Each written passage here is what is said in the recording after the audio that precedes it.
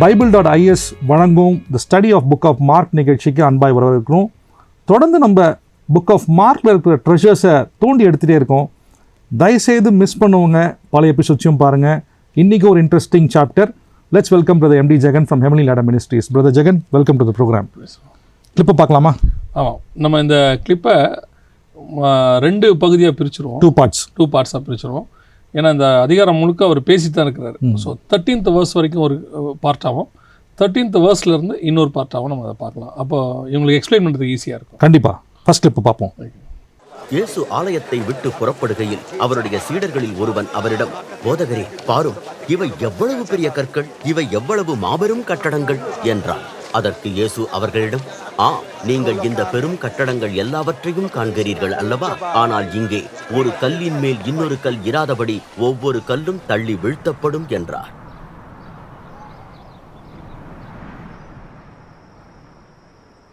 பின்பு ஆலயத்திற்கு எதிரேயுள்ள ஒலிவ மலையில் இயேசு உட்கார்ந்திருக்கையில் பேதுரு, யாக்கோபு, யோவான், அந்திரேயா ஆகியோர் தனிமையாக அவ்விடத்தில் வந்து, இந்த காரியங்கள் எப்பொழுது நிகழும்?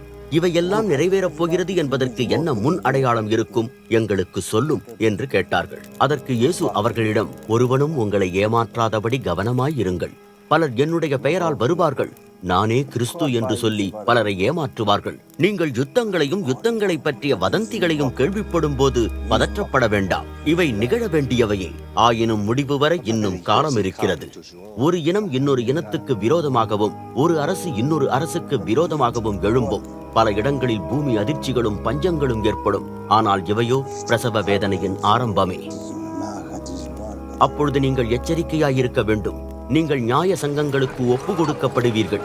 நீங்கள் ஜப ஆலயங்களில் சவுக்கினால் அடிக்கப்படுவீர்கள். நீங்கள் என் நிமித்தம் ஆளுநர்களுக்கும் அரசர்களுக்கும் முன்பாக என் சாட்சிகளாய் நிற்பீர்கள். அப்பொழுது எல்லா இனங்களுக்கும் முடிவு வருவதற்கு முன் நற்செய்தி அறிவிக்கப்பட வேண்டும். நீங்கள் கைது செய்யப்பட்டு விசாரணைக்காக கொண்டு வரப்படும் போதெல்லாம் என்னத்தை சொல்வது என்று முன்னதாகவே கவலைப்படாதிருங்கள். அந்த வேளையிலே உங்கள் மனதில் என்ன கொடுக்கப்படுகின்றதோ அதை சொல்லுங்கள். ஏனெனில் பேசுவது நீங்கள் அல்ல, உங்கள் மூலமாய் பரிசுத்த ஆவியானவரே பேசுகிறார். சகோதரன் சகோதரனை காட்டிக் கொடுப்பான், தகப்பன் தன் பிள்ளையை சாவுக்கு ஒப்பு கொடுப்பான். பிள்ளைகள் தங்கள் பெற்றோருக்கு எதிராக கலகம் பண்ணி அவர்களை கொலை செய்ய ஒப்பு கொடுப்பார்கள்.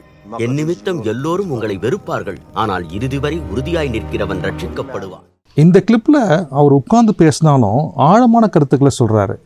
Let's go into the deeper meaning of it. ஆக்சுவலாக இந்த அதிகாரத்தை 13ஆம் அதிகாரம் எடுத்துக்கிட்டிங்கன்னா ஓவராலாக அவர் ஒரு டைம் லைன் பேசுகிறார். அதாவது அவங்க எங்கே ஆரம்பிக்கிறாங்கன்னா, தேவாலயத்தின் மேல் ஒரு கல் வச்சு அழகாக கட்டியிருக்கு பார்த்தீங்களா அப்படின்னு கன்ஸ்ட்ரக்ஷன் ஆரம்பிக்கிறாங்க. நம்ம போன அதிகாரத்திலேயே அவர் இஸ்ரவேலை சபிச்சிட்டாருன்னு பார்த்தோம். அதுக்கப்புறம் தேவாலயத்தை விட்டு வரும்போது அதை க்ளீன் பண்ணிட்டு வெளியே வராருன்னு பார்க்குறோம் இல்லையா? இப்போது அந்த தேவாலயம் இடிக்கப்படுறதை பற்றி பேசுகிறார். ஒரு கல்லின் மேல் ஒரு கல் இல்லாதபடி இடிக்கப்பட்டு போகும்னு ஆரம்பித்து இதுக்கப்புறம் நடக்கிறதான மொத்த விஷயத்தையும் இதில் பேசுகிறார். இது இயேசு கிறிஸ்து சிலுவையில் அறையப்பட்ட பிறகு இஸ்ரவேலில் நடக்க போகிற சம்பவம். ஒரு கல்லின் மேல் ஒரு கல் இல்லாதபடிக்கு இடிக்கப்பட்டு போகும் அப்படின்னு அவர் சொல்கிறார்.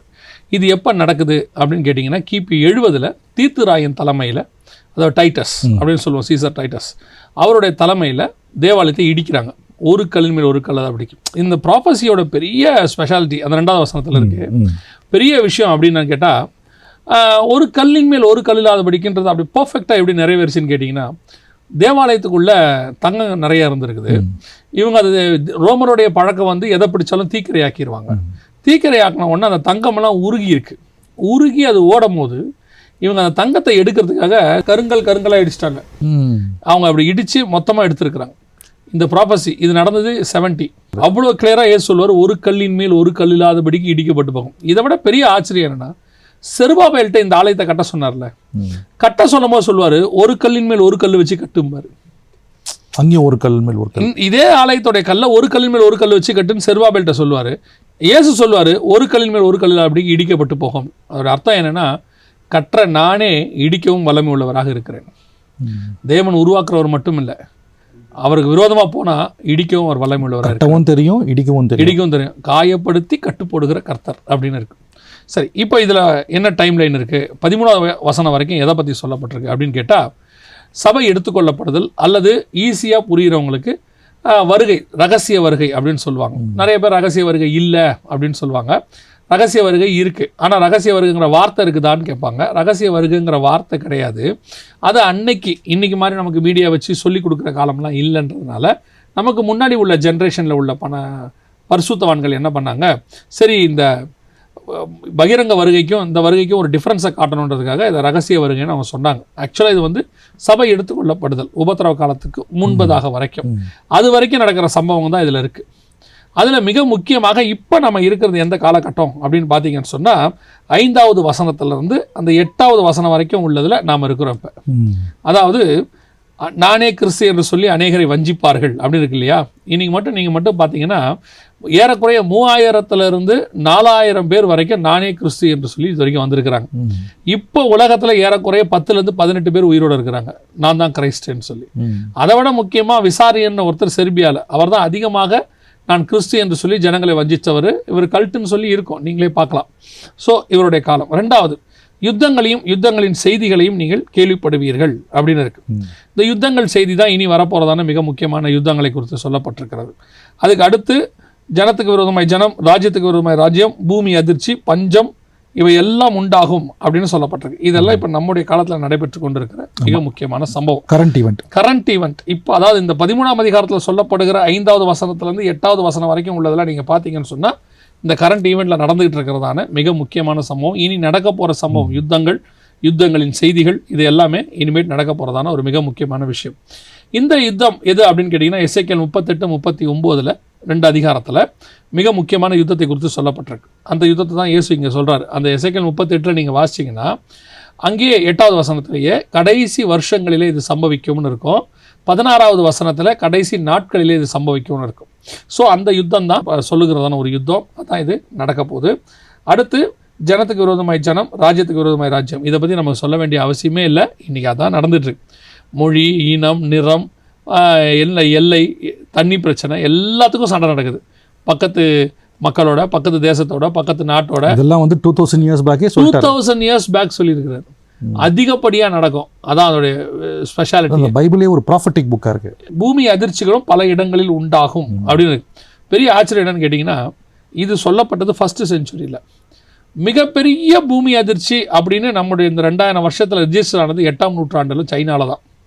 அதுக்கு முன்னாடி மிகப்பெரிய பூமி அதிர்ச்சி எதுவுமே இயேசு காலத்தில் ரிஜிஸ்டரே ஆகலை. இதுக்கப்புறமும் 8ஆம் நூற்றாண்டுக்கு அப்புறமும் மிகப்பெரியதான பூமி அதிர்ச்சிகள் பார்த்தீங்கன்னா 1-2 தான் இருக்குது. ஆனால் இப்போ இந்த 2004 உங்களுக்கு தெரியும் சுனாமி, அது வந்து கடலில் ஏற்பட்ட பூமி அதிர்ச்சி. இந்த 2004 2021 மட்டும் இந்த இடைப்பட்ட 20 வருஷத்தை டெக்கேட் ஆஃப் எர்த்குவேக்ஸ்னு சொல்லுவாங்க. ஏன்னு சொன்னால் ஒரே வருஷத்தில் 100கணக்கான பூமி அதிர்ச்சிகள் ஏற்பட்டிருக்கு. முந்தையெல்லாம் 1-2 ஒரு வருஷத்துக்கு வரும், இல்லை மிஞ்சி போச்சுன்னா 10 வருஷத்துக்கு ஒன்று வரும். இப்போ அப்படி இல்லை, டெய்லி பூமி அதிர்ச்சி எங்கேயாவது ஒரு இடத்துல நடந்துக்கிட்டே இருக்குது. ஸோ ரிக்டர் அளவில் 8.5க்கு மேலேயே நிறைய பூமி அதிர்ச்சிகள் நடந்திருக்குது. அதுக்கு அடுத்து பஞ்சங்களும், இதுதான் இனி நடக்க போகிற விஷயம். பஞ்சங்களும் இப்போ வந்து நம்ம மிகப்பெரிய எக்கனாமிக்கல் கிரைசிஸில் உலகம் போகிறதாக நமக்கு எல்லா எக்கனாமிஸ்ட்டும் சொல்கிறாங்க. அடுத்து நடக்க போகிற சம்பவங்கள் எல்லாமே பஞ்சத்தினை அடிப்படையை கொண்டதாக தான் இருக்க போகுது. இவைகள் எல்லாம் வேதனைகளுக்கு ஆரம்பம்னு இருக்கு 8வது வசனத்தில். அதுவும் ஆரம்பம்னு போட்டு திஸ் த ஸ்டார்டிங் பாயிண்ட். இப்போ தான் நமக்கு வந்து வருகைக்கான மிக முக்கியமான ஆரம்ப நிலைகள் உருவாகி இருக்கிறது. உலகம் ஃபுல்லாக வேதனைகள், இந்த கொள்ளை நோய், இதெல்லாம் ஏற்படக்கூடிய காரியங்கள் எல்லாமே நடக்க ஆரம்பிச்சிருக்கு. அப்போது நீங்கள் எச்சரிக்கையாயிருங்கள். இந்த மாதிரி நேரத்தில் நம்ம எப்படி இருக்கணும்?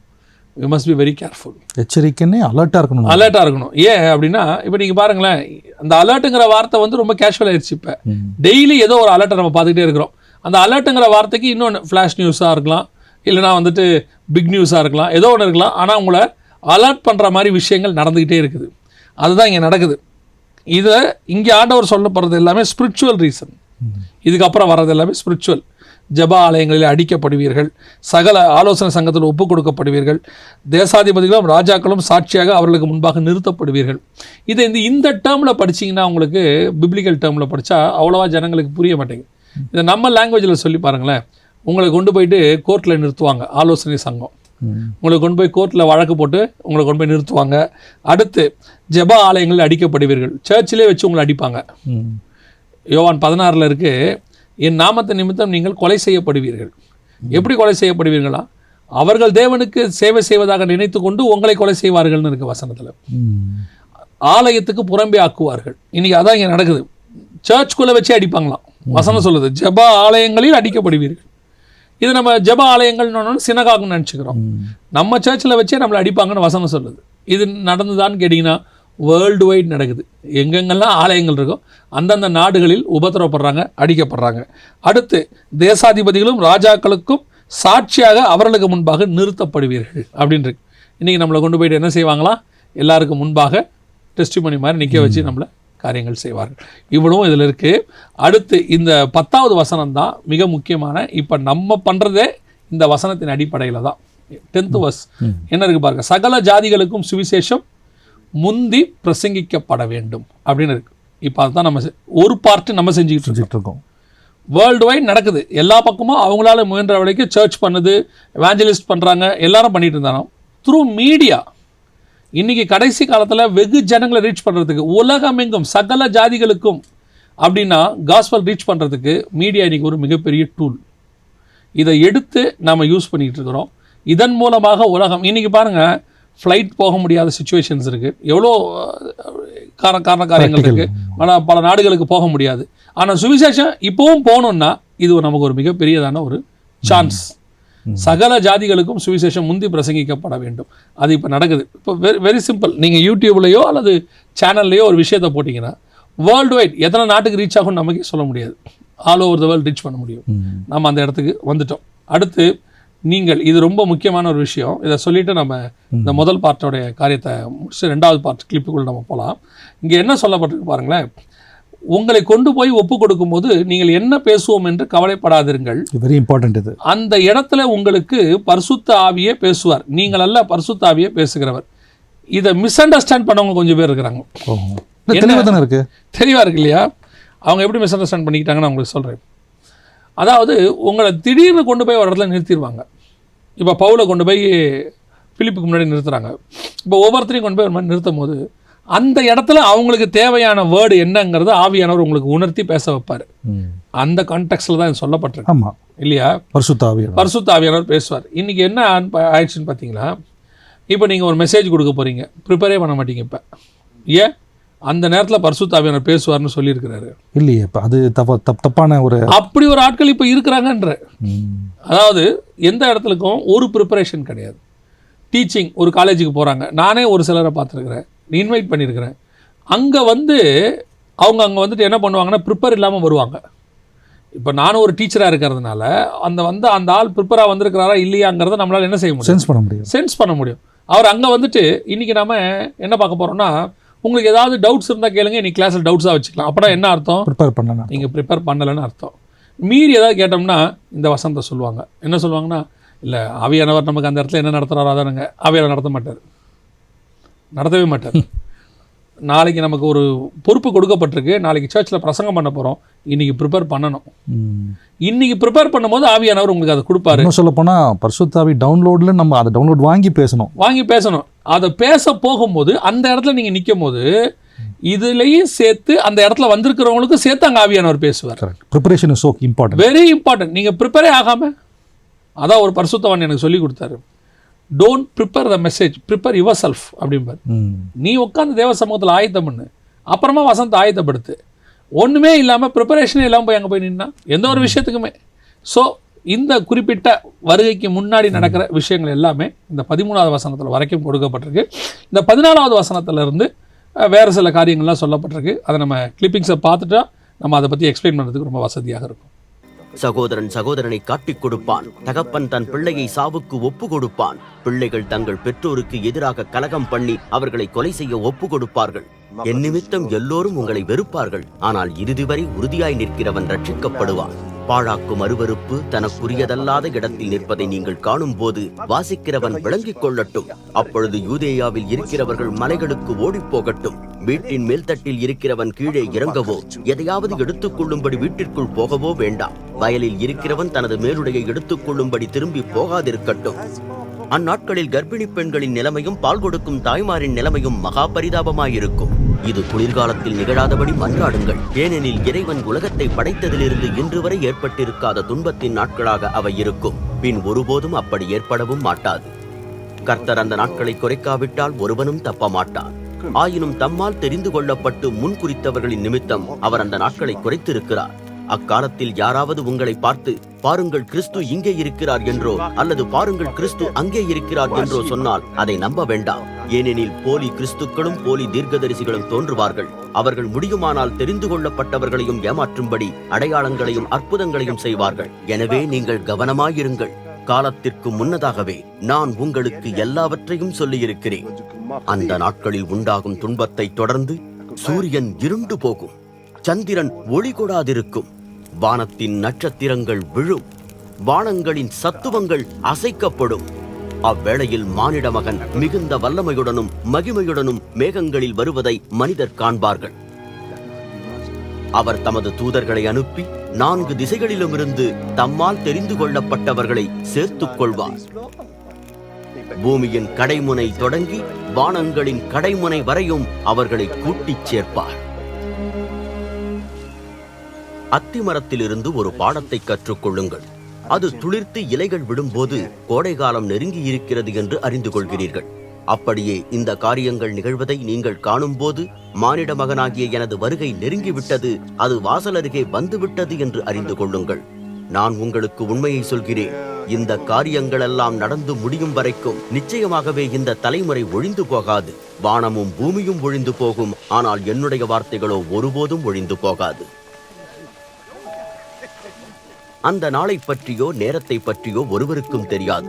பரலோகத்தில் உள்ள தூதர்களுக்கும் தெரியாது, மகனுக்கும் அது தெரியாது, பிதாவுக்கு மட்டுமே அது தெரியும்.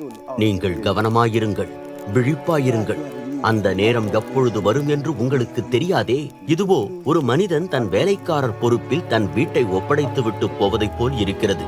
அவன் ஒவ்வொருவருக்கும் அவனவன் வேலையை பொறுப்பாய் கொடுத்து விட்டு வாயிலில் இருப்பவனை காவல் காக்கும்படி சொல்லி போகிறான்.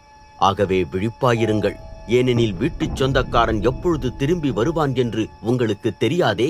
அவன் மாலையிலோ நள்ளிரவிலோ சேவல் கூவும் போதோ அல்லது அதிகாலையிலோ எப்போது வருவான் என்று யாருக்கு தெரியும்? அவன் திடீரென வந்தால் உங்களை நித்திரை செய்கிறவர்களாய் அவன் காணக்கூடாது. நான் உங்களுக்கு சொல்கிறதை எல்லோருக்குமே சொல்கிறேன், விழிப்பாயிருங்கள் என்றார். இந்த கிளிப்ல இன்னொரு ஆங்கிளில் கடவுள் கிரைஸ்ட் ஸ்பிரிச்சுவல் ட்ரூத்தை எக்ஸ்பிளைன் பண்ணிகிட்டே இருக்காரு. இது எப்படி பார்க்குறீங்க? இப்போ நீங்கள் இந்த 14வது வசனத்திலிருந்து 37வது வசனம் வரைக்கும் உள்ள காரியங்கள் ஆக்சுவலாக ஒரே கோர்வையாக தான் பேசிக்கிட்டே வராரு. ஆனால் இந்த 14வது வசனத்துலேருந்து வேற ஒரு கான்செப்டை பற்றி பேசிட்டே வருவார். ஆனால் இன்னொரு ஆங்கிள் வருது, அதோட டைம் லைன் தான் அதுவும். என்னன்னு கேட்டிங்கன்னு சொன்னால், இப்போது மேலும் பாழாக்கும் அருவருப்பை குறித்து தானியேல் தீர்க்கதரிசி சொல்லி இருக்கிறானே அப்படின்னு இருக்கு.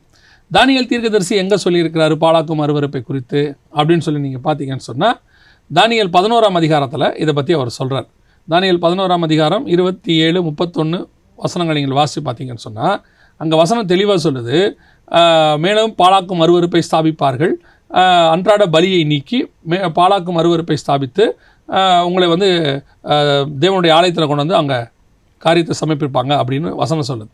ஸோ அப்போ அங்கே சொல்லப்படுற காரியம் என்ன அப்படின்னு கேட்டிங்கன்னு சொன்னால், எருசலேம் தேவாலயத்தில் தானியேல் காலத்தில் இல்லை, அதுக்கு பின்னாடி கிரேக்க காலத்தில் ஆன்டியாகஸ் IV எபிஃபனஸனுடைய காலத்தில் அவங்க கொண்டு வந்து பன்றியை பலியிட்டு அங்கே கொண்டு வந்து ஜியூஸ் தேவனுடைய காடோடைய காரியத்தை வச்சு அன்றாட பலியை நீக்கி இப்படி ஒரு காரியம் நடைபெற்றது. கிமு 168 நடந்துச்சு. இயேசு கிறிஸ்துவுக்கு முன்னாடி நடந்த சம்பவம். இப்போ அவர் இங்கே சொல்றத பாருங்க, பாழாக்கும் அருவருப்பை குறித்து தானியேல் தீர்க்கதரிசி சொல்லி இருக்கிறானே, வாசிக்கிறவன் சிந்திக்க கடவன். இதை நடந்து முடிஞ்சிருச்சே. அப்போ இயேசு இப்போ எதை பற்றி பேசுறாரு அப்படின்னு கேட்டிங்கன்னா, நடக்க போகிறத பற்றி பேசுறாரு, ஃபியூச்சர். அதை நிற்கத்தகாத இடத்தில் நீங்கள் அதை நிற்க காணும்போது யூதேயாவில் இருக்கிறவர்கள் மலைகளுக்கு ஓடி போக கடவீர்கள் அப்படின்னு இருக்கு. அதோட அர்த்தம் என்னன்னா, அந்த ஆன்டி கிரைஸ்ட் என்று சொல்லக்கூடியதான வரப்போகிற சர்வாதிகாரி, வேதம் சொல்லுகிறது 1 யோவான் 2:18 அந்தி கிறிஸ்து வருகிறான் என்று. அந்த அந்தி கிறிஸ்துவை குறித்து அவன் எங்கே நிற்பான் அப்படின்னு கேட்டிங்கன்னா, பரிசுத்த ஸ்தலத்தில் நிற்க காணும்போது, நிற்கக்கூடாத இடத்துல. இப்போ அந்த பரிசுத்த ஸ்தலம்ங்கிறது எருசலேம் தேவாலயம். இதன் மூலமாக நிதானிக்கிற இன்னொரு விஷயம் என்ன அப்படின்னா, இப்போ எருசலேமில் தேவாலயமே இல்லையே. அப்போ அங்கே என்ன வரும்? 3வது தேவாலயம் வரும், கட்டப்படணும். அந்த தேவாலயம் கட்டப்பட்டு அந்த தேவாலயத்தில் அவன் நிற்பான்.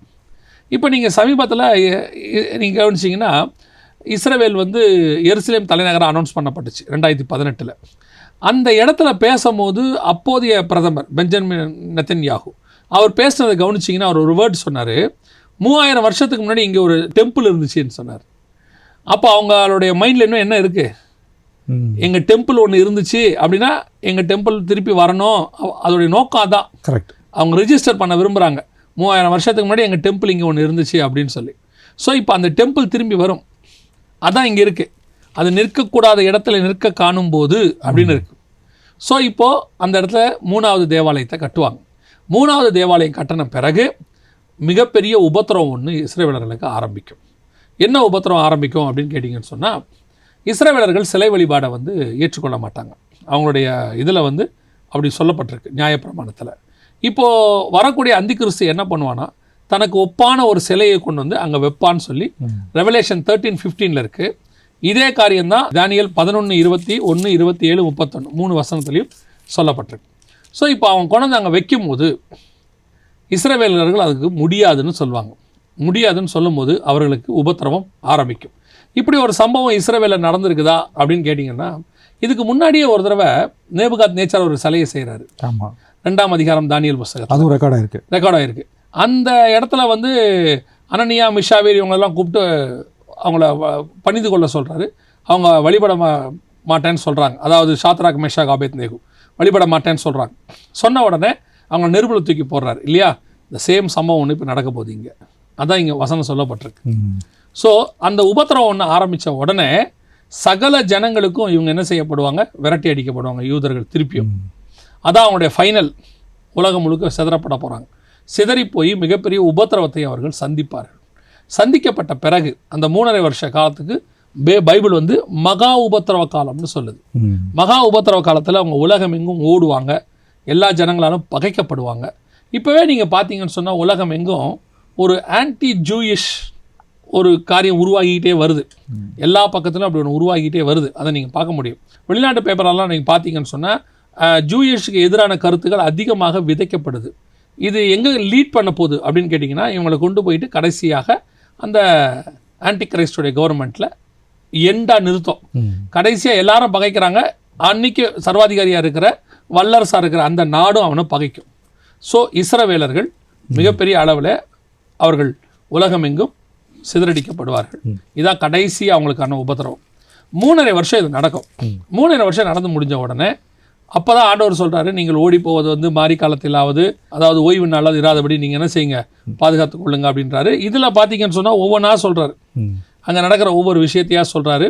இப்போ முடிவில் இயேசு கிறிஸ்து பகிரங்கமாக வருவார். அதான் இங்கே சொல்லப்பட்டிருக்கு 26வது வசனம். அப்பொழுது மனுஷகுமாரன் மிகுந்த வல்லமையோடும் மகிமையோடும் மேகங்கள் மேல் வருகிறதை காண்பார்கள். கிரேட் பவர் அண்ட் க்ளோரின்னு போட்டிருக்கு. ஆமாம். இப்போ அவர் அப்படி இறங்கி வரும்போது தான் யூதர்களுக்கு தெரியும், நம்ம இத்தனை நாள் இவரை தானே எதிர்த்துட்டோம், இவரை கடவுள் இல்லைன்னு சொன்னோமே, இவர் தானே இறங்கி வராரு அப்படின்னு சொல்லும்போது தான் அந்த வசனம் நிறைவேறும். எந்த வசனம்? அவரை குத்தினவர்களும் அவரை கண்டு புலம்புவார்கள், ஐயோ நம்ம இப்படி செஞ்சிட்டோமே அப்படின்னு சொல்லி. இப்போ இயேசு கிறிஸ்து இறங்கி வந்து அர்மேகதான் யுத்தம், அதாவது அர்மேகதானில் தான் இந்த வார் நடக்க போது. எல்லாரும் மெகிதோ வேலி, ரெவலேஷன் 16:16 மெகிதோ வேலி அப்படிங்கிற இடத்துல கூட்டி சேர்க்கப்படுவாங்க. கூட்டி சேர்க்கப்பட்டு அவர்கள் எல்லாரும் ஒருமித்து அந்த இடத்துல ஒரு சண்டை வரும். அங்கே வந்து ஒரு மும்முனை சண்டை வரும். மும்முனை சண்டைனா என்னென்னா, ஒரு பக்கம் ஜீசஸ் கிரைஸ்டுடைய ஆர்மி, இன்னொரு பக்கம் ஆன்டி கிரைஸ்டுடைய ஆர்மி, இன்னொரு பக்கம் ஈஸ்டர்ன் கிங்ஸ், ரெவலேஷன் 16:12 இருக்குது. ஈஸ்டர்ன் கிங்ஸ் இவங்க ஒரு பக்கம் புறப்பட்டு வருவாங்க. இவங்கெல்லாம் சேர்ந்து அந்த இடத்துல யுத்தத்தை நடப்பிப்பாங்க. இதான் ஃபைனல் வார். இந்த ஃபைனல் வார் வரைக்கும் இதில் சொல்லப்பட்டிருக்கு. அதில் ஒரு பெரிய ஆச்சரியம் என்னன்னு கேட்டிங்கன்னா, இவைகள்லாம் சம்பவிப்பதற்கு முன்னே இஸ்ரவேல் என்கிற இந்த சந்ததி ஒளிந்து போகாதுன்றார். அதுவும் கரெக்டாக சொல்லிட்டார். கிபி 70 இஸ்ரவேலர்கள் காணாம போயிட்டாங்க. உலகம் எங்கும் அவங்க சிதறடிக்கப்பட்டாங்க. 1900 வருஷம் அவங்க கிடையாது. குறிப்பாக சொன்னால் 1850 வருஷம் அவங்க எங்கே இருக்காங்கன்னு யாருக்குமே தெரியாது. யோசிச்சு பாருங்கள், 1850 வருஷம் காணாமல் போன ஒரு இனம், ஒரு மொழி திருப்பி வருமா? அப்படி ஏதாவது நமக்கு இதுக்கு முன்னாடி நடந்ததுக்கான ஹிஸ்ட்ரி இருக்கா? இந்த மாதிரி ஒரு யூனிக் யாருக்குமே இருக்காது. அதாவது பாபிலோனியர்கள் காணாம போயிட்டாங்க, முடிஞ்சிருச்சு. அடுத்து ஏத்தியர்கள், எபூசியர்கள், கிர்காசியர்கள், இப்படிலாம் பைபிளில் நிறையா இருக்குது. இவங்க எல்லாமே காணாம போயிட்டாங்க. எத்தனையோ மொழி அழிஞ்சிருச்சு. ஆனால் மோர் தென் 1850 இயர்ஸ் ஒரு இனம் காணோம், ஒரு மொழி காணோம், ஒரு மக்கள் காணாமல் போயிட்டாங்க, அடையாளத்தையே தொலைச்சிட்டாங்க. எங்கே 1850 வருஷமாக என்ன அடையாளம் இருக்கும்? அப்படி காணாமல் போன இவர்கள் திருப்பி வராங்க. 1948 திருப்பி கொண்டு வந்து சேர்க்கப்படுறாங்க.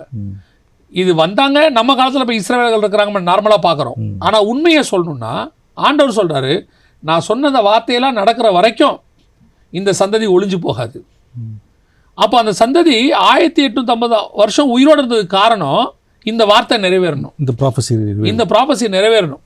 இதற்காகவே அவங்கள பத்திரமா பாதுகாத்து திருப்பி கொண்டாந்துருக்கிறாரு. நான் தான் எப்பவும் சொல்லுவேன், நமக்கு காட் இருக்கிறாரா இல்லையா அப்படின்னு ஒரு சந்தேகம் வரும்.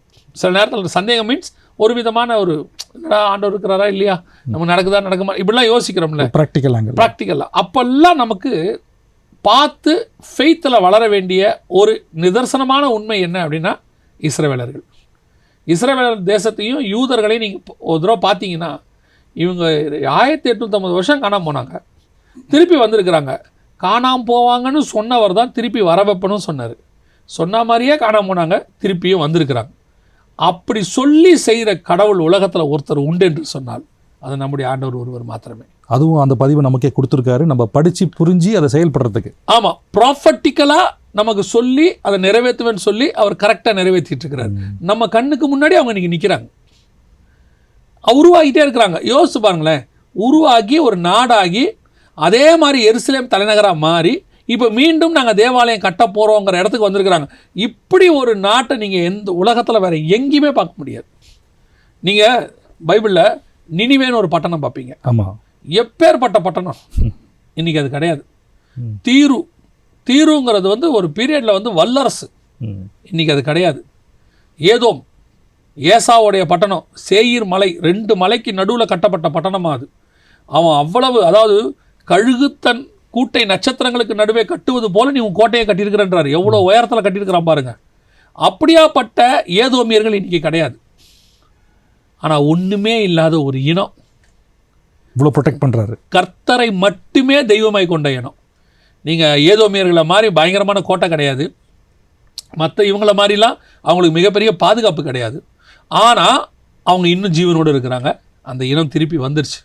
ஸோ அவர்களை பற்றின திருப்பி வந்து அவர்கள் மீண்டும் அந்த தேசத்தில் அனுபவிக்க போகிற உபத்திரவம், இதுக்கு காரணமும் இருக்குது. இவங்க கொண்டாந்த ஆண்டவர் ஏன் உபத்திரத்துக்கு ஒப்பு கொடுக்குறாருன்னா, கொண்டு வந்த பிறகு இந்த தேசத்தில் இந்த 100 வருஷம் 1918 பால்ஃபர் டிக்ளரேஷன் வழியாக அவங்க வந்தாங்க. 2018 இந்த 100 வருஷத்தில் அவங்க பண்ண எல்லாத்தையும் கர்த்தர் பார்த்துருக்கிறார். தேவனுக்கு விரோதமான எவ்வளவோ காரியங்கள், அதற்கான ஒரு ஆக்கின தீர்ப்பாக தான் இப்போ ஆன்டி கிரைஸ்டுக்கு எல்லாம் அவங்கள ஒப்பு கொடுக்க போகிறார். அதான் இங்கே சொல்லப்பட்டு இவ்வளோ டீப்பான ஒரு விஷயத்த மார்க் ரொம்ப கிளியராக திருப்பியும் நம்ம முன்னாடியே பேசின மாதிரி பதிவு பண்ணுறாரு.